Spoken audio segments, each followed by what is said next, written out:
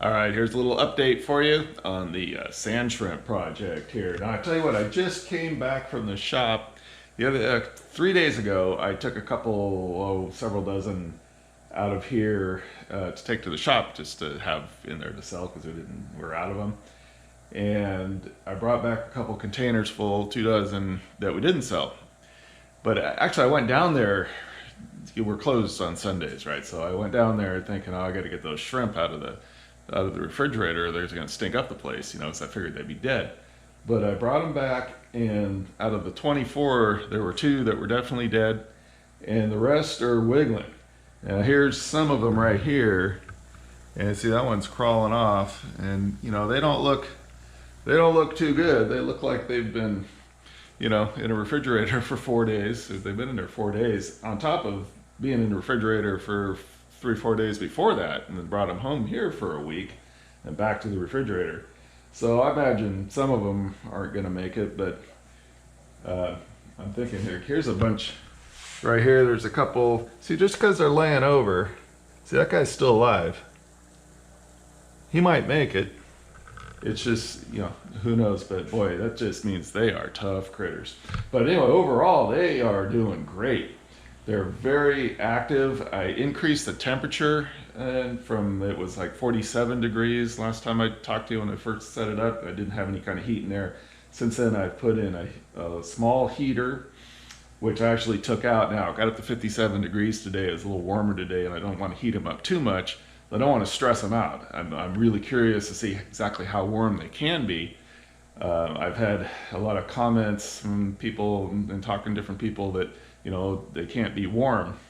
Well, that might be true, but I want to find out for myself exactly how warm they can be. But I don't want to heat them up too fast, especially since the filter hasn't cycled yet. These have only been in here, 2 weeks, a little over 2 weeks. And that the nitrogen cycle in the filter takes longer than that. And I've had a lot of comments, and I really appreciate all the comments and the help that I've gotten on this from you guys. That's awesome. And there's some questions about filtration.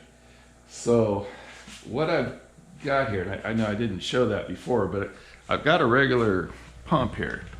See that? So the water flows through here.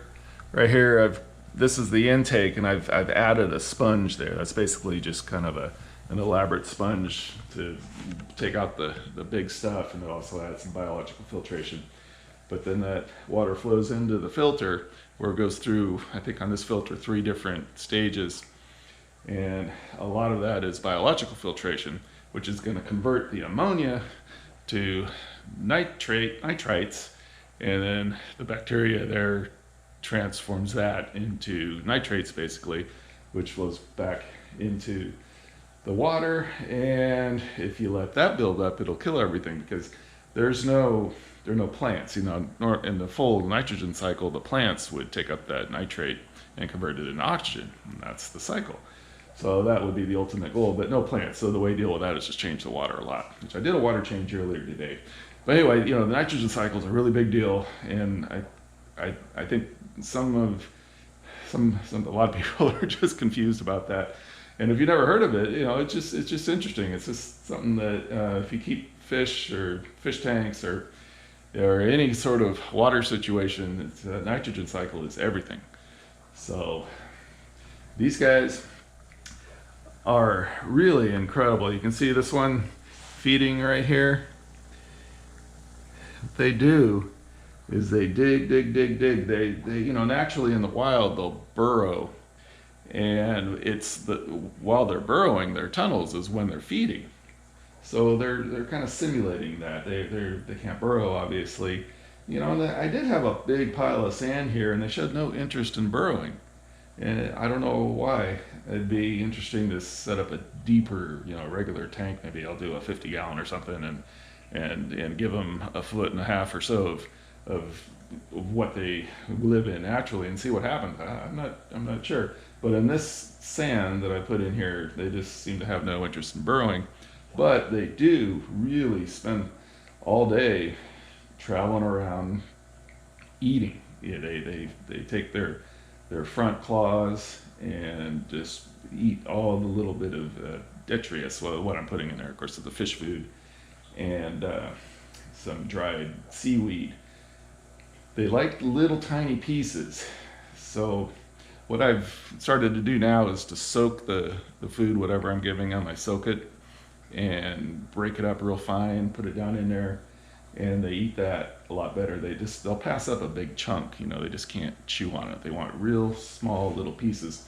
And also on their front legs, the two sets of front legs, not on their claws, they've got little hair-like structures. It's kind of like baleen on a whale almost, but that grabs really fine particles or plankton or whatever. So they have different ways that they can feed.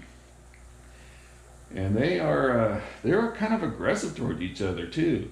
They're moving around, and I'm you notice how one of them here. I'll show you. You see, here's a hey. They have a big claw and a small claw, and some of them are kind of right clawed or left clawed. It's all different. But this is a big one. That's a big claw, and they're pretty aggressive toward each other, but what that claw is used for mainly, that I can see just watching them here, is it's like a shield. When they come at each other, they use that big claw just to shield themselves from the other one. And if the guy that's coming on to them gets inside that big claw, then it's on. They really go after each other. I've seen that a few times. So what I'm gonna do is let this cycle. And maybe another video, if you guys are interested, let me know if you're interested. Give me a thumbs up or a comment or something. If you're interested in this sort of thing, I can do more.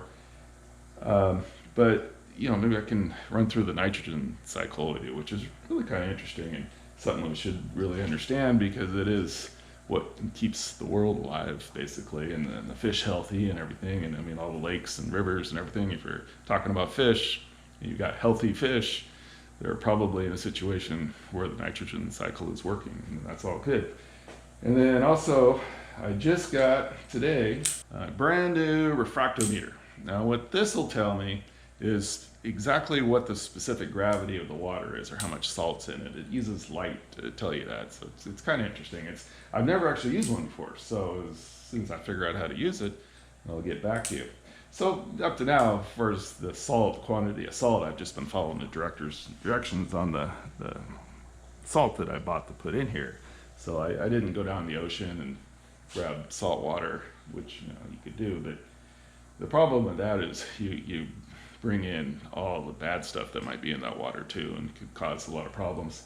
So the instant ocean, whatever, it's it's just a half a cup per gallon of water. Can't go wrong there. So, but I want to make sure that that specific gravity is correct, and figure out what really that should be. I'll kind of experiment with that, because these guys are supposed to be native all the way from southeast Alaska all the way down to Baja. Now, the specific gravity of the ocean water in Baja is a lot different than it is up here. And also, of course, the temperature. So, exactly how much, what kind of temperature can these guys handle? I'm kind of really interested in that, and not only because I can try to keep these guys in a shop that gets warm in the summer, but it's just interesting. What is the possibility for these guys? How well can they adapt, or the ones that live down in Baja, south of LA, south of San Diego, where the water's going to be at the very least in the high 60s, 70s. But if they're living in the flats, of course, the water gets pretty warm. Now, I don't know if they live up inside the Gulf of California on the inside or not, where the water's really salty and warmer. But, obviously they're adaptable. Now, how well these particular ones can adapt to temperatures like that, I don't know, but it's we can find out, But that has to be a real slow, gradual process, and I want to make sure that filter is converting all that ammonia into nitrates before I stress them out with temperature. So, but it's pretty cool. These guys are interesting.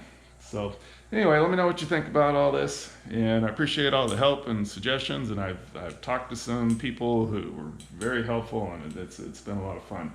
So have a good night, and we'll talk to you soon.